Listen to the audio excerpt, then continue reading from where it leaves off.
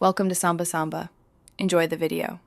You start by opening the Sheets app and signing in. Once you're authenticated, tap the plus icon to create a new file. Choose blank spreadsheet if you need full control, or pick a template for invoices, budgets, or lists to save time. Make sure you rename the document at the top so autosave identifies it, and grant storage and account permissions if prompted. This gets you into the editing canvas quickly, so you can begin entering data and structuring columns. Now populate your sheet. Tap any cell to type, use long press to access paste, and drag the fill handle to copy values. Once data is in, select ranges and apply formats. Choose number, currency, or date to ensure accurate calculations. Freeze the top row to keep headers visible while scrolling, and insert rows or columns where you need them.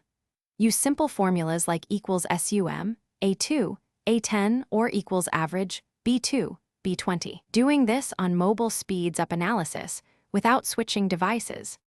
Finish by sharing the sheet. Tap Share, add emails, and set roles for collaboration so everyone edits responsibly.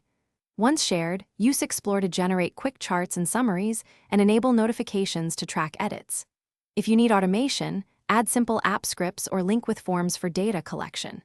If something goes wrong, first check your network and app update status, then re-authenticate the Google account and force sync. Doing that usually resolves most mobile sync and permission issues quickly. Thanks for watching. Consider subscribing if we helped you.